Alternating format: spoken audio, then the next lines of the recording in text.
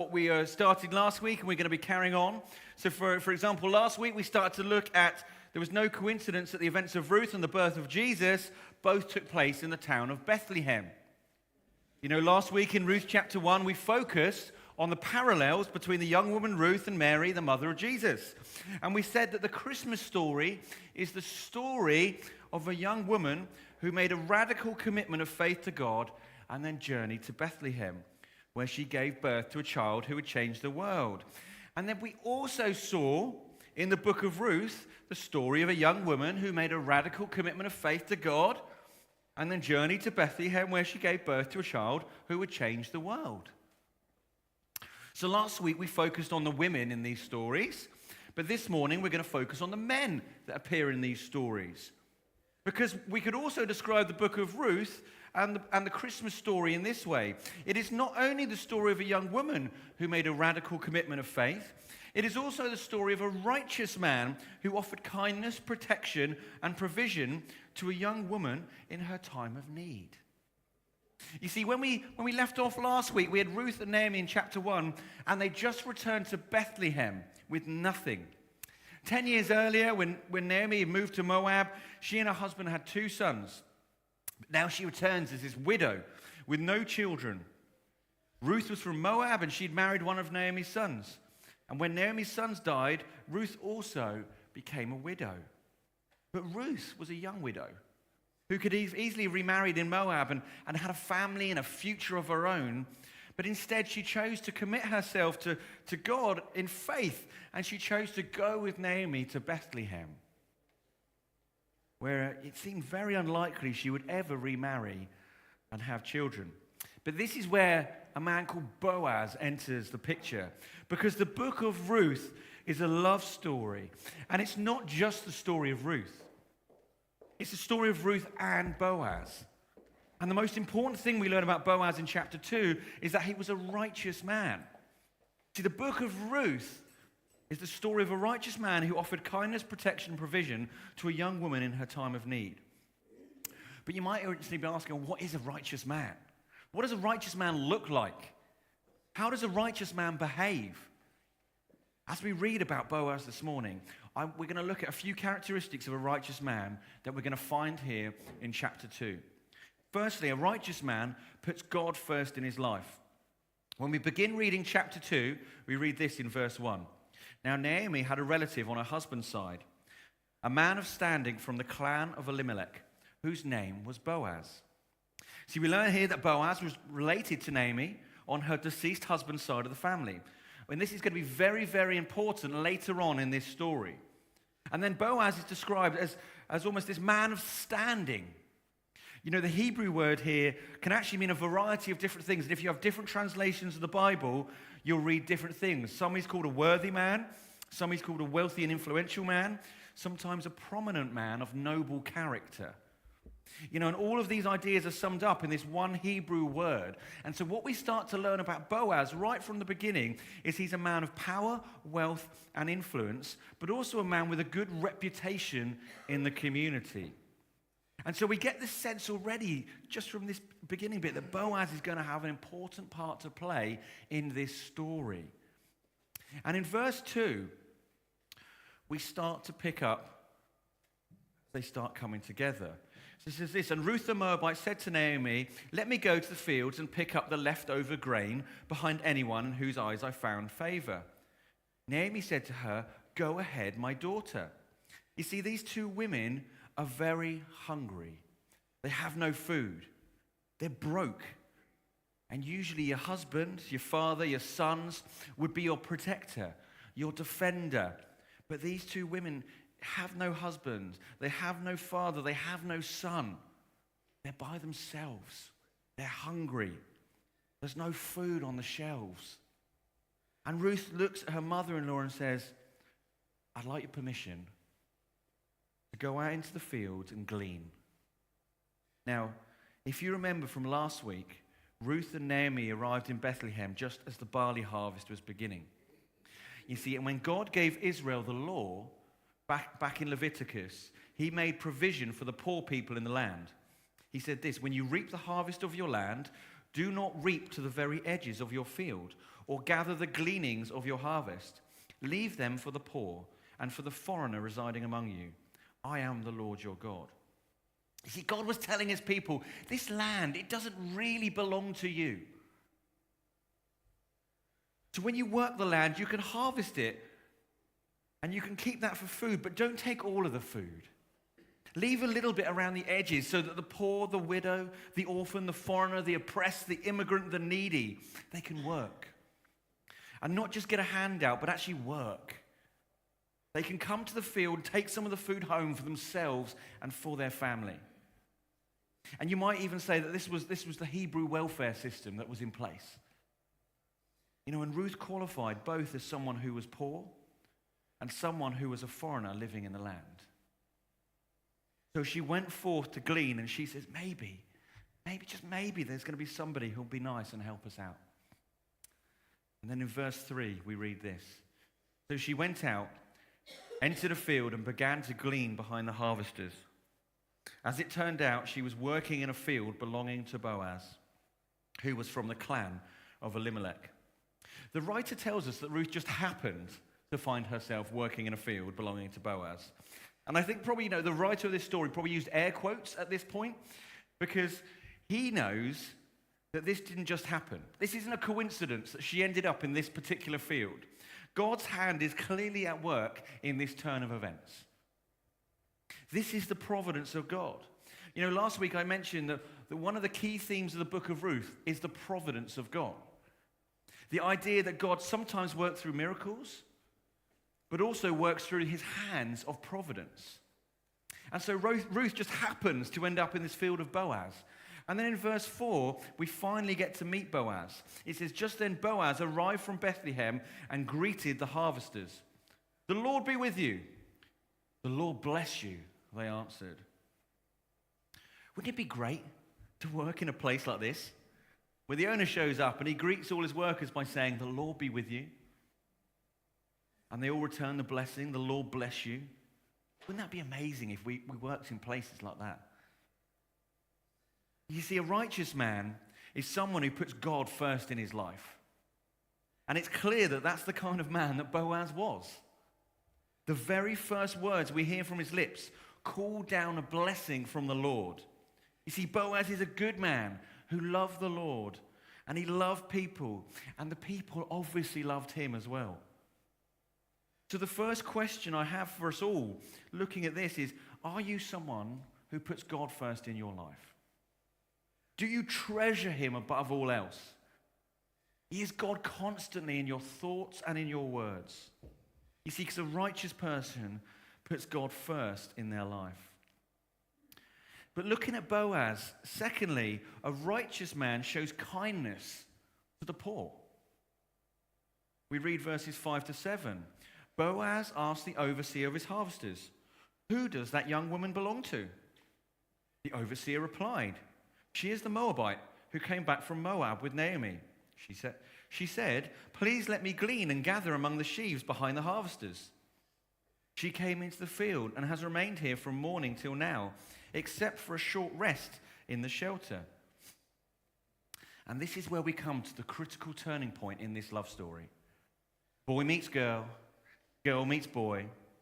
Boaz is a wealthy landowner with many harvesters working in his field and plenty of the poor gleaning in them. And yet he takes notice of Ruth. And he asks his foreman about her. And if you notice how the foreman identifies her, he doesn't even call her by name. She's simply the young Moabite woman who came back with Naomi from the country of Moab. And you see, that is Ruth's identity in Israel at this point. She's a foreigner. She's an outsider. She doesn't belong here. She's not known at the moment. But Boaz not only notices her, he calls her over and speaks kindly to her. Verse 8 and 9 says this, so Boaz said to Ruth, my daughter, listen to me. Don't go and glean in another field, and don't go away from here. Stay here with the women who work for me. Watch the field where the men are harvesting, and follow along after the women. I have told the men not to lay a hand on you, and whenever you are thirsty, go and get a drink from the water jars the men have filled. Boaz is encouraging Ruth to continue gleaning in his fields. He's given instructions for the other men there not to bother her. And you might even say that this is the first sexual harassment policy in the Bible. Boaz makes this rule. He gets all the young men together and he says, guys, you see this Moabite woman? Yeah, I know she's cute, but if you touch her, I have a big field and they will never find your body. You understand? See, Boaz is a protector. He's a provider. He's a defender. He's looking after Ruth. And Ruth is astounded at what he's saying to her. In verse 10, it says, at this she bowed down with her face to the ground. And she asked him, why have I found such favor in your eyes that you notice me, a foreigner? See, Ruth knows her place as a foreigner. And yet this wealthy man not only takes notice of her, he shows kindness, which she has no way to pay him back. And then verses 12 to 14, then Jesus, from Luke 14, 12 to 14, we read this about Jesus. He tells us this is the best way to give. Jesus said to his host, when you give a luncheon, which I find is a funny word for Jesus to be saying, a luncheon. When you give a luncheon or a dinner, do not invite your friends, your brothers or sisters, your relatives or your rich neighbors. If you do, they may invite you back, and so you will be repaid. But when you give a banquet, invite the poor, the crippled, the lame, the blind, and you will be blessed. Although they cannot repay you, you will be repaid at the resurrection of the righteous. You see, you and I have an opportunity to be like Boaz and to be like Jesus and to love others around us and to share with them and be gracious to them. Even if we don't have much, we can still share. You know, the reality is, how at Pinehurst can we share more with people like this? We've got the blessing bin, which is great, where we take it up to the local food bank to help people. We as well have a church member relief fund where we try and help people who are in need. But what are the other ways that as a church we can share more with people who are in need? Because that's what we're called to be, to share with others. You see, and when we share, we're not just called to share a little bit, we're called to be generous. And when we give, particularly to the poor and needy, we don't do it so that God will love us. We don't do it so we can earn praise points with God. We don't do it so that others will think well of us, or so that we can be honored by the community. No, we give because we have the understanding that, like the field of Boaz, everything we own belongs to God. And God gives to me, and God gives to me so that I can share with others. That is why we give. You see, a righteous person shows kindness to the poor. But a righteous man as well encourages people in their walk with God. See, when Ruth asked Boaz why he was showing her such kindness, he responded in verses 11 and 12. He said, Boaz replied, I've been told all about what you have done for your mother-in-law. I hear about what some of you do for your mother-in-law as well. It might not be the same. Since the death of your husband. How you left your father and mother and your homeland and came to live with a people you did not know before. May the Lord repay you for what you have done. May you be richly rewarded by the Lord, the God of Israel, under whose wings you have come to take refuge. You see, when Boaz looks at Ruth, he doesn't just see a poor foreigner working in his fields. He sees this woman who's made a radical commitment of faith to the Lord in taking care of Naomi and coming to Israel. That's what he starts to see. In essence, Boaz is sort of going, Ruth, your character, your reputation precedes you. Everybody is talking about you. You've had a rough life, but I admire you. You left your family to come to Bethlehem to worship God. You've come here to walk with God's people. You've been loyal and faithful to your mother-in-law. I respect you. You know, in churches, this is what we should look for today, is the character and reputation, not the person who speaks aloud and said, I should be up the front on the stage. Character before anything else is what we need to be looking for. Character first, every single time. And so what happens here, and what should happen in churches today, is when you see someone with this character, And like Boaz does, he encourages her in her walk with God. He speaks words of blessing over her. He says, "May the Lord repay you for what you have done. May you be richly rewarded by the Lord, the God of Israel, under whose wings you have come to take refuge." And Ruth was encouraged by Boaz's words. Because in verse 13 you read, "May I continue to find favor in your eyes, my Lord," she said. "You have put me at ease by speaking kindly to your servant, though I do not have the standing of one of your servants." You see, the message of the gospel is that you and I are like Ruth. We're all sinners. We're rebels. We've come from the wrong background. And yet we can come to Jesus empty-handed and needed. And Jesus is just like Boaz. And just as Boaz looked out over his field and saw Ruth, Jesus has looked out into this world and he's seen us. And as Boaz pursued Ruth, Jesus has pursued us. As we've remembered by this Christmas story, he came down, God with us. And as Boaz spoke to Ruth kindly, so Jesus also speaks kindly to us. And as Boaz went far beyond the requirements of the law, all the way to grace, so Jesus Christ has also gone far beyond the requirements of the law, all the way to grace.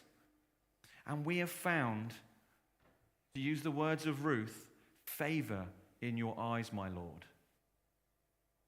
You see, a righteous person encourages people in their walk with Jesus. But a righteous man also, we learn from this story, protects and provides. Verses 14 to 16 say, "At mealtime, Boaz said to her, 'Come over here, have some bread and dip it in the wine vinegar.' When she sat down with the harvesters, he offered her some roasted grain. She ate all she wanted and had some left over.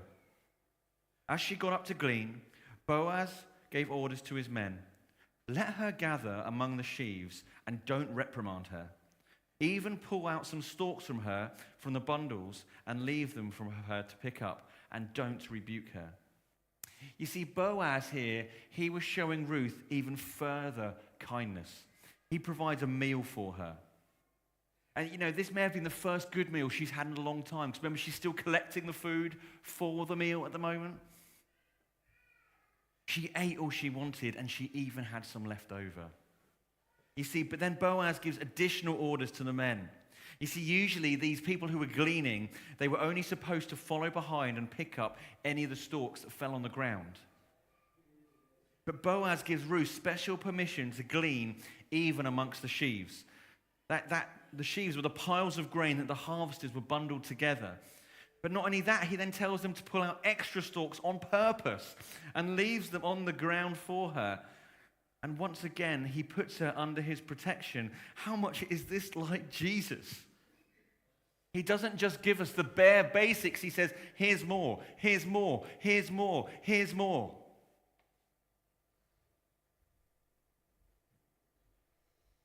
But even for us, we're going to be righteous people. We need to be people who protect and provide.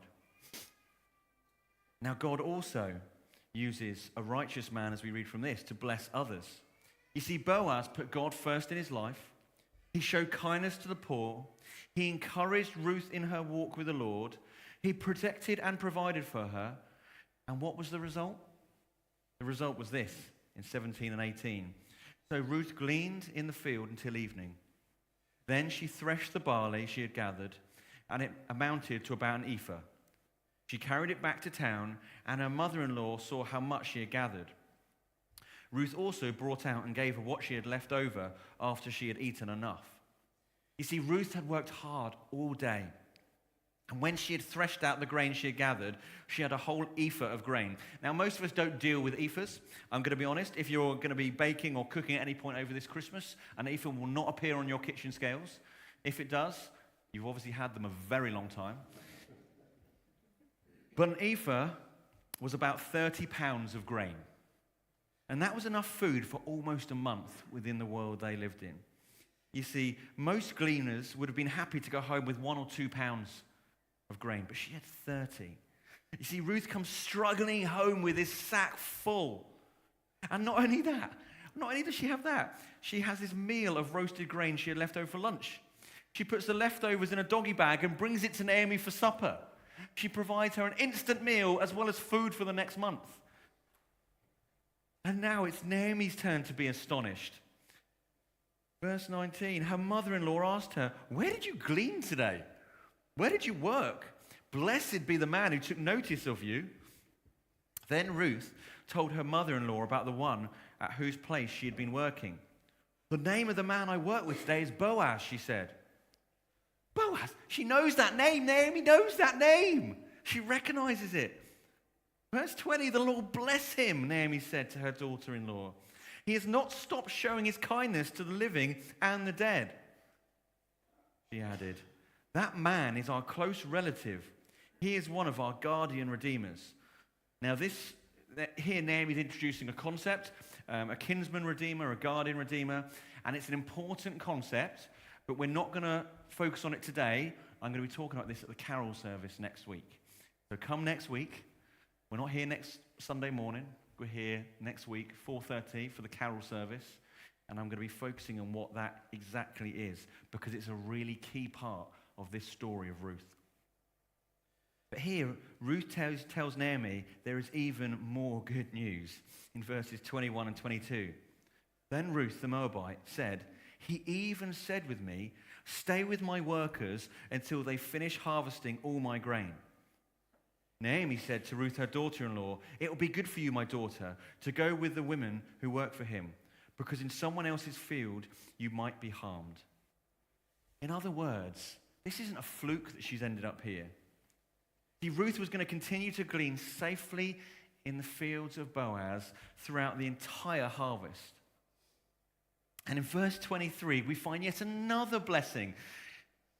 So Ruth stayed close to the women of Boaz to glean until the barley and wheat harvests were finished. And she lived with her mother-in-law. You see, Ruth gleaned in the fields not only for the barley harvest, but also for the wheat harvest as well. See, the barley harvest would have lasted about 3 weeks, and the wheat harvest another 4 weeks beyond that. See, Ruth was blessed with about 7 weeks of solid gleaning, in which, she probably stored up sufficient food for the entire year. All because of Boaz's righteous actions. You see, God uses righteous people to bless other people. And if you want your life to be a blessing to others, then you need to follow God, to follow Jesus, and allow God to form his righteousness in you. But by now, if you're anything like me, you might be thinking, well, this is great, but what's any of this got to do with the Christmas story? Well, the Christmas story is also the story of a righteous man who offered kindness, protection, and provision to a young woman in her time of need. In Matthew 1, we read this. "This is how the birth of Jesus the Messiah came about. His mother Mary was pledged to be married to Joseph, but before they came together, she was found to be pregnant through the Holy Spirit. Because Joseph, her husband, was faithful to the law, and yet did not want to expose her to public disgrace, he had in mind to divorce her quietly. But after he had considered this, an angel of the Lord appeared to him in a dream and said, 'Joseph, son of David, do not be afraid to take Mary home as your wife, because what is conceived in her is from the Holy Spirit. She will give birth to a son, and you are to give him the name Jesus, because he will save his people from their sins.' All this took place to fulfill what the Lord had said through the prophet. 'The virgin will conceive and give birth to a son, and they will call him Emmanuel,' which means God with us." When Joseph woke up, he did what the angel of the Lord had commanded him and took Mary home as his wife. But he did not consummate their marriage until she gave birth to a son, and he gave him the name Jesus. Joseph also was a righteous man. He put God first in his life, and as we can see from his obedience to God throughout this passage, he showed kindness to Mary, particularly when he found out she was pregnant. He protected her, and he planned to end the relationship quietly, so that she wouldn't be exposed to public disgrace. But then God speaks to him through this angel, and he takes Mary home as his wife, and he ends up providing for her as a husband. You see, the book of Ruth is also this story of a righteous man who offered kindness, protection, provision. Just like the Christmas story is the story of a righteous man who offered kindness, protection, and provision to a young woman in her time of need. So how do you become a righteous person? Because we now need to bring this story from the Bible into our lives. How do we do that? Well, first of all, we need to understand that it is only through the grace of Jesus Christ that any of us can become righteous people. The Apostle Paul said in the book of Philippians, he said this, that I may gain Christ and be found in him, not having a righteousness of my own that comes from the law, but that which is through faith in Christ, the righteousness that comes from God on the basis of faith. You see, a title for this morning's message could be A Righteous Man. Because when it comes down to it, when it really comes down to it, there's only one real true righteous man, and his name is Jesus. And yet, through faith in him, somehow, we too can become righteous in God's sight. Isn't that amazing? Yes, once again was the answer to that question. Isn't that amazing? The reality is, if you put your faith in him, through him, you can become a righteous person who puts God first in their life. You can be someone who shows kindness to the poor, who encourages others in their walk with him, who protects and provides. And not only that, God can use your life, to bless others. Isn't that amazing what he can do with you and I? I'm going to ask the band to come back, but as they come back, I'm going to